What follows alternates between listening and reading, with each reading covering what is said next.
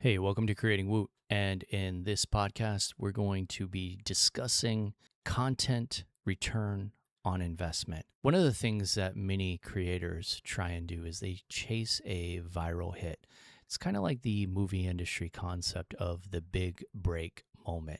And you're kind of looking for that, right? If I could just have my big break, well, then my channel would be placed on the map. I would make it, right? That would be the it, as it were. But is that really true? Have you ever gone to a channel that had one video that drastically outperformed any other video? I was just watching this video about full self-driving, and I find the channel to be super interesting because this guy reviews Tesla's FSD system. And as I was watching his channel, I realized that he had this one video where he used FSD to do his Uber Eats delivery. And the goal was, can I pay for my FSD subscription doing deliveries via Uber Eats, all while just using FSD?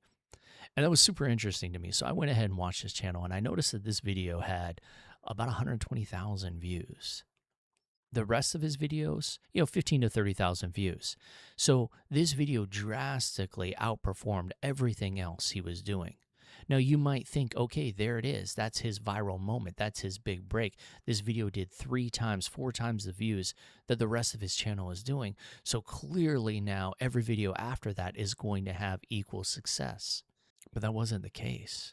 Even when he tried to repeat the exact same format, it didn't produce the same views as the original video. The big break moment didn't produce viral success. So rather than chasing that big break moment, what should we be chasing?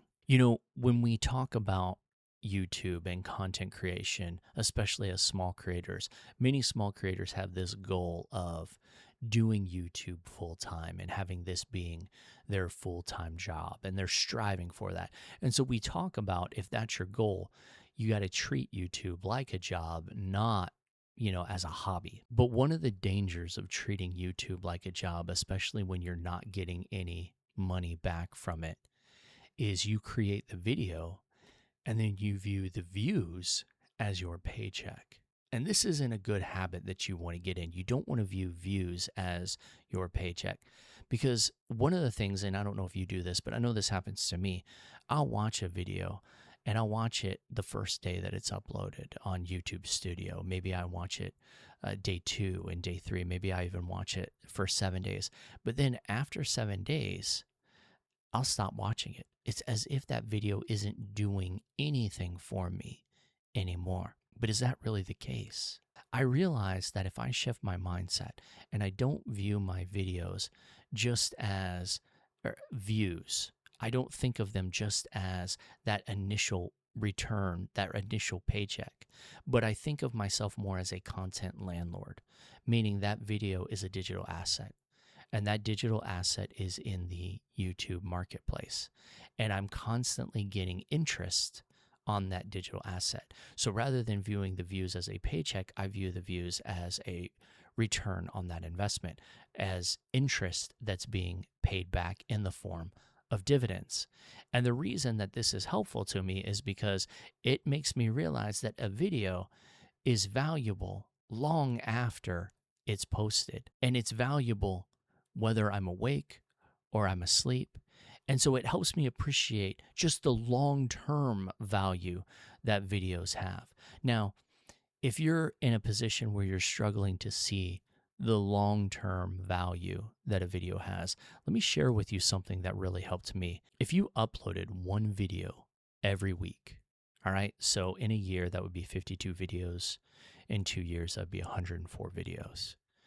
Now, if each one of those videos pulled in just one view a day, what would we be looking at?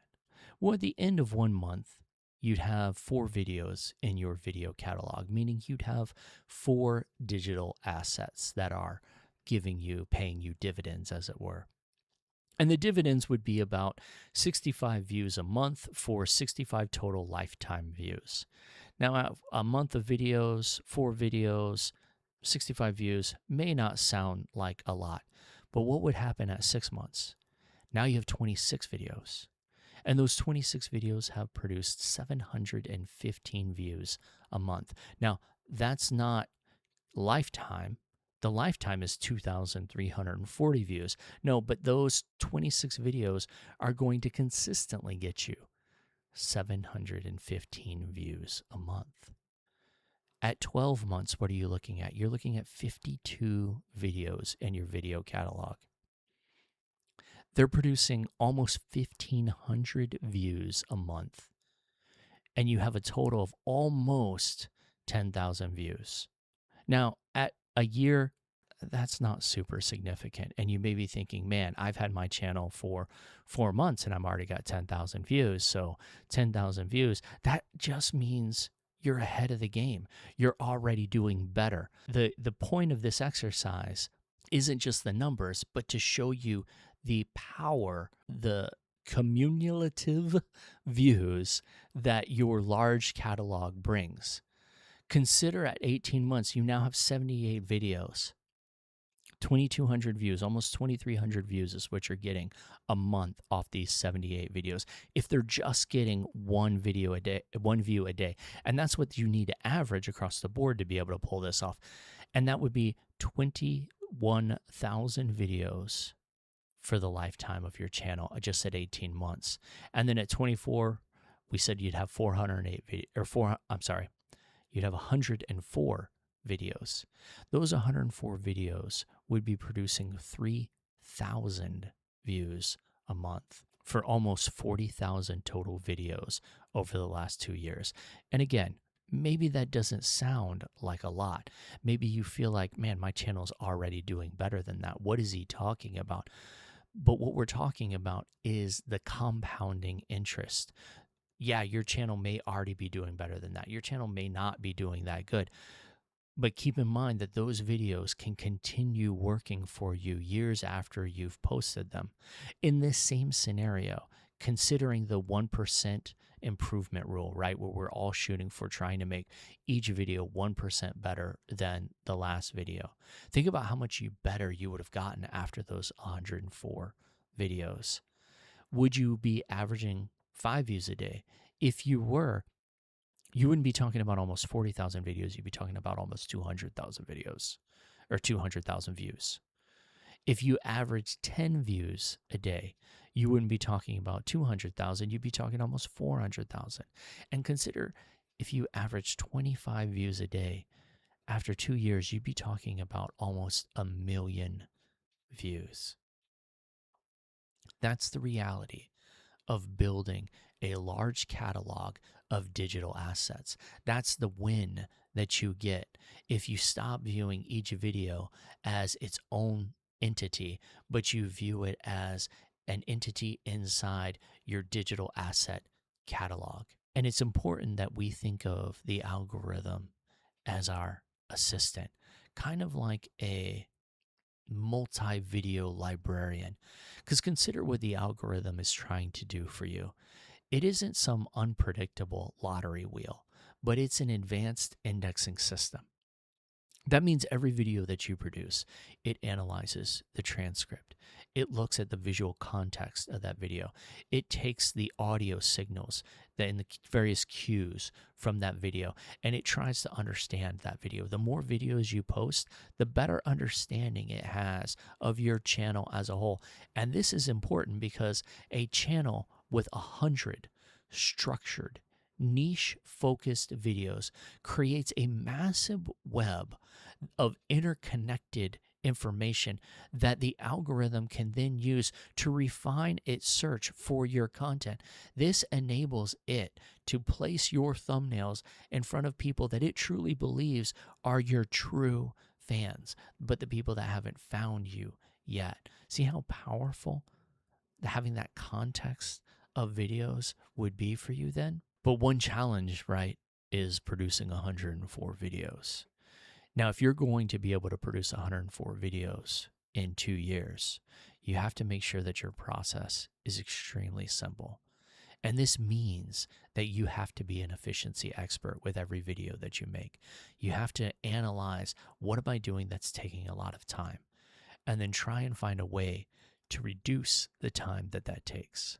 That's part of the 1%, is also in simplifying your process. Sometimes we think about it of just making a better thumbnail, or we think about it as making better edits, but also finding ways that we can reduce the friction that we have to get our videos to our audience is huge in terms of building a large video catalog. Because the larger the video catalog gets, the more views we're going to have as a whole. The more views we have as a whole, the closer we get to that goal of having YouTube content creation be our full-time job. It's important for us to realize that these simple micro actions compound, creating an automated system that establishes authority and generates traffic. We work with the algorithm to produce this. Look at the math behind content dividends.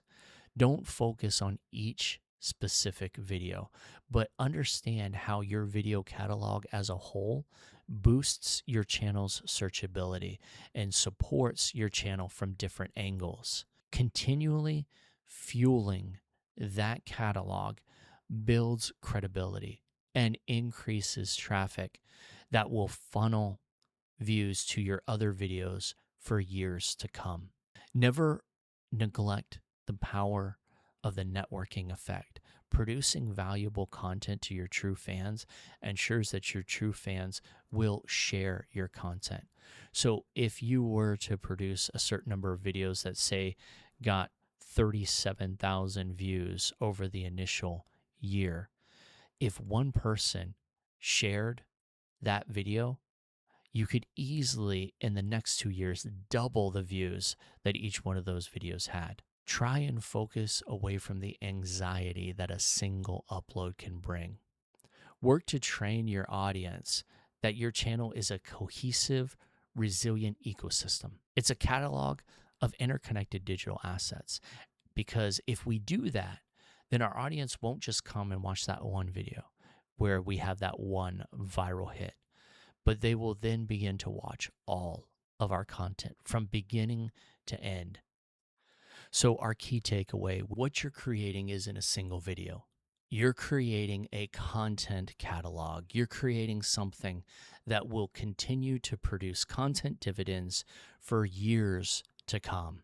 Stop trying to create that one viral video, but create the one video that is an investment into your digital views retirement fund. And as you continue to invest in that fund, it will pay dividends, and that will get you so much closer to your goal than chasing viral success. Until next time, keep creating Woot. Well, look who's got another year on the books, still charming folks with them one-of-a-kind looks. Whether it's tacos or playing the flute, or if you choose, YouTube's a hoot. Don't stay on the sidelines, don't leave yourself on mute. All you need to do is start creating Woot. Yeah, go on now, start creating Woot.